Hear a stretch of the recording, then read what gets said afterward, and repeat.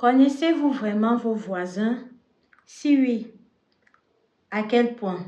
L'histoire d'aujourd'hui nous enseignera que notre voisin peut être un ange ou un démon en fonction du contexte. Découvrons ensemble les détails de cette triste affaire qui dépasse l'entendement. Let's go to the story. Pour une meilleure compréhension de cette histoire, je vais me l'approprier afin qu'elle soit fluide. Bonjour à vous, je suis une dame africaine qui réside en France. À l'époque des faits, je venais à peine de divorcer d'un mari oppressant. Je venais à peine de divorcer d'un mari violent. Je venais à peine de divorcer d'un mari manipulateur. Je vous donne ces détails parce que j'aimerais que tout au long de cette histoire que je m'en vais vous raconter, j'aimerais que vous puissiez savoir dans quel état d'esprit est-ce que je me suis trouvée, dans quel état d'esprit est-ce que je me sentais au moment des faits. Raison pour laquelle tout ce que j'ai vécu, quand je reste aujourd'hui, je n'arrive pas à croire. Alors, la dame en question était ma voisine de palier. Après le divorce avec mon mari, voilà, je me sentais extrêmement vide. Je me sentais extrêmement abattue. Je me sentais extrêmement fatiguée de cette vie. N'ayant pas trop de contact avec ma famille, voilà, j'avais juste une sœur qui était en France avec moi. Et alors, cette sœur-là, elle ne vivait pas dans la même ville que moi. Elle venait de temps en temps. Ce détail aura toute son importance à la suite de l'histoire. Quand j'ai divorcé, ma voisine a vraiment été, du moins, je me le disais à l'instant que elle était comme un ange envoyé du ciel. Sauf que la suite des événements, s'il fallait repartir en arrière, j'aurais aimé que les choses ne se passent pas comme ça s'est passé. Alors, comme je vous disais tantôt, je me sentais très vulnérable et tout. Ma voisine était vraiment là, aux petits soins, du genre à m'amener le déjeuner le matin, du genre à toujours me remonter le moral, du genre à toujours prendre soin de moi. Est-ce que tout va bien? Parce que la dame en question était une assistante sociale. Donc, elle avait un peu affaire à ce genre de situation. Je vous avoue que elle savait bien comment s'y prendre. Notons que je n'avais pas d'enfant avec mon mari avec qui je me suis séparée. Donc là, les faits, ça me concerne moi toute seule. Du jour au lendemain, elle avait vraiment réussi à gagner ma confiance. Moi qui d'habitude, je suis une femme que je ne m'ouvre pas tellement. Moi qui d'habitude, je suis une femme que avant de te parler certaines choses de ma vie, il faudrait que vraiment que je puisse mieux te connaître. Mais avec cette dame-là, je me suis ouverte complètement. Je me suis dévoilée complètement. Comme on dit, j'ai ouvert mon ventre. J'ai dit, prends, fais ce que tu veux avec. Ce qui a vraiment été très, très mauvais pour moi. Alors, comme je vous disais tantôt, elle était vraiment d'une aide. C'est-à-dire qu'elle était une épaule quand j'avais besoin d'une épaule. Elle était un oreiller quand j'avais besoin d'un oreiller. Sauf que du jour au lendemain, j'ai constaté avec le temps que sa soi-disant gentillesse n'était pas sans intérêt. Dû au fait que je lui avais confié les patrimoines que j'avais avec mon mari, comment est-ce que je gagnais ma vie et tout, c'est ainsi que un jour, elle est venue comme à son habitude pour essayer de voir comment est-ce que je me porte. Elle m'a fait comprendre que, excuse-moi ma chérie, vraiment ça ne va pas de mon côté. Présentement, je traverse d'énormes soucis financiers. S'il te plaît, est-ce que tu pourras me prêter de l'argent? Je vous assure que sur le coup, même si j'avais envie de refuser, je ne pouvais pas refuser. Parce qu'à l'heure là, c'était la seule personne qui m'écoutait. À l'heure là, c'était la seule personne en qui je me reposais souvent, en qui est-ce que je me confiais. Bref, elle était celle-là à l'heure là qui était comme ma meilleure amie. Alors, sachant bien déjà par le paravent toutes les acquisitions financières que j'avais avec mon mari et tout ce que j'ai gagné à la suite du divorce, je ne pouvais pas lui dire non parce qu'elle devait savoir purement et simplement que c'est un refus vu qu'elle sait ce que j'ai dans mes comptes bancaires. C'est ainsi que je lui ai demandé, ok, tu as besoin de combien? Elle m'a fait comprendre qu'elle a besoin d'une grosse somme. Vraiment, je vais taire le prix pour ne pas qu'elle puisse me reconnaître si elle jamais tombe sur cette histoire. Mais elle m'a demandé une vaste somme, vraiment une grande somme d'argent en termes d'euros.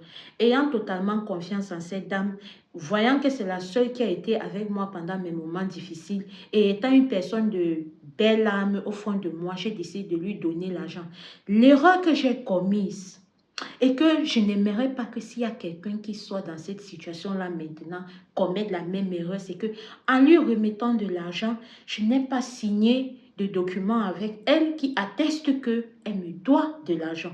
Je n'ai pas signé quelque chose que si demain il y a un problème comme ce qui s'est passé là, que je puisse avoir la preuve que voilà, je t'ai donné une énorme somme d'argent. Comme je vous disais tantôt, je lui ai remis cet argent-là, on a continué nos vies et tout et tout. Du jour au lendemain, je me rends compte que la date d'échéance qu'elle m'a donnée pour me rembourser mon argent arrive. Elle me regarde, elle ne me donne pas mon argent. Je reste tranquille, je laisse encore passer 2 mois par là. Elle me regarde toujours, elle ne me donne pas mon argent. Ce n'est pas quand même un argent que j'ai cueilli du ciel. J'ai travaillé durement pour ça. C'est ainsi que je prends mon courage à 2 mains. Je lui dis, ma chérie, écoute, tu m'as demandé pour une situation vraiment grave dans laquelle tu étais, que je te donne telle somme. Tu m'as dit, tel jour, je te remets. Le jour est passé, tu ne parles pas. Un mois déjà est passé, tu ne parles pas. S'il te plaît, est-ce que tu peux me rembourser mon argent? Je vous assure qu'à partir du moment où j'ai parlé à cette dame que est-ce que tu peux me rembourser mon argent, elle a commencé à changer. Genre, elle croyait que cette somme que je lui ai donnée là, c'était la charité. Non, tu m'as mis le prêt et je te l'ai prêté. Elle a commencé à changer. La dame qui venait me voir tous les jours, elle ne venait pas. Celle que quand elle me croisait devant le balcon, elle était toute souriante, sa mine changeait. En un seul mot, c'est comme si en ce jour-là que je lui ai demandé mon argent, elle s'est transformée en quelqu'un d'autre. Les problèmes sans tête ni queue ont commencé. Sans tête ni queue ont commencé. Et tellement j'avais confiance en cette dame-là qu'elle avait même les doubles des clés de ma maison. Tellement j'avais confiance en cette dame-là que je lui ai donné le numéro de ma soeur en tant que si quelque chose m'arrive, on ne sait jamais, vu que je traversais une mauvaise période, voilà, j'aurais pu faire quelque chose qu'elle puisse appeler ma soeur. Donc, à partir du moment où je demande à cette dame-là de me donner mon argent, elle peut appeler ma soeur, elle dit que je suis folle. Et dans le même temps, elle est partie quelque part pour me faire de la magie noire. Je dis qu'elle est partie quelque part pour me faire de la magie noire. Pourquoi? Parce que quand je restais, je vivais des événements surnaturels que je vous assure, même si on me donne un siècle pour expliquer ce que j'ai vécu, je ne sais même pas comment je vais expliquer ça. Je reste comme ça, je vois comment des gens, des ombres viennent me menacer dans mes rêves. Je reste comme ça, je vois comment un moment elle vient, c'est elle, un moment c'est les loups, un moment elle vient, un moment c'est les serpents. J'ai vécu tout. Et du jour au lendemain, mystiquement, ma santé a commencé à se dégrader.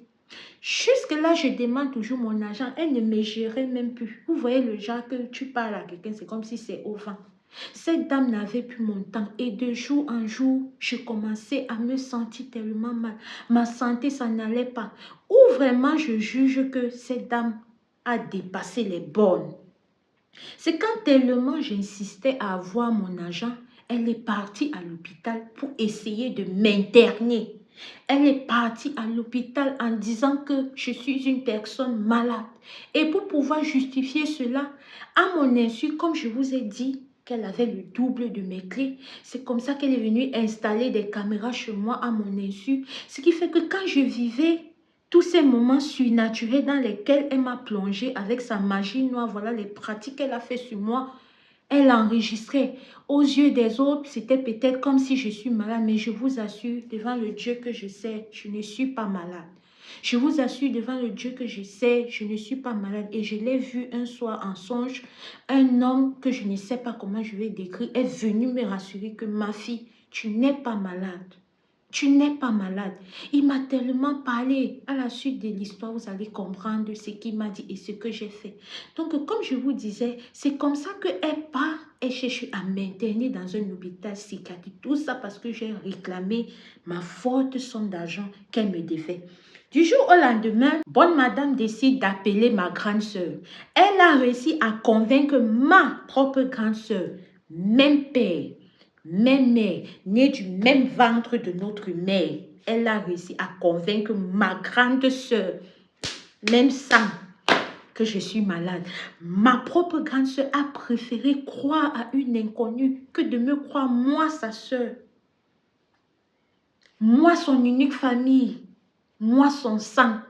C'est ainsi qu'après avoir convaincu ma grande sœur, elles ont tout préparé pour aller me mettre en hôpital psychiatrique, malgré que j'ai expliqué à ma grande sœur le nœud du problème, malgré que je lui ai expliqué qu'écoute, cette dame-là, quand j'ai divorcé avec elle, elle se comportait comme ça, elle m'a prêté telle somme et c'est quand je lui demande cette somme qu'elle a changé et je commence à vivre des phénomènes surnaturels tous les jours, tous les jours, tous les jours. Vous croyez que ma propre grande sœur lui a même demandé ma version des faits pour savoir même ce qu'elle dit? Non, je vous assure, jusqu'à aujourd'hui, je suis marquée. Je suis marquée par ce comportement et je pense que je serai marquée à vie.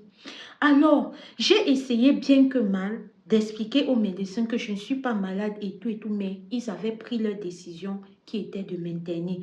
Par la grâce de Dieu, je vous ai dit que j'avais fait un rêve, quelqu'un qui était venu me parler. Et fait, ce que cette personne m'a dit, c'était tout simplement de quitter cette maison et de quitter ce pays-là.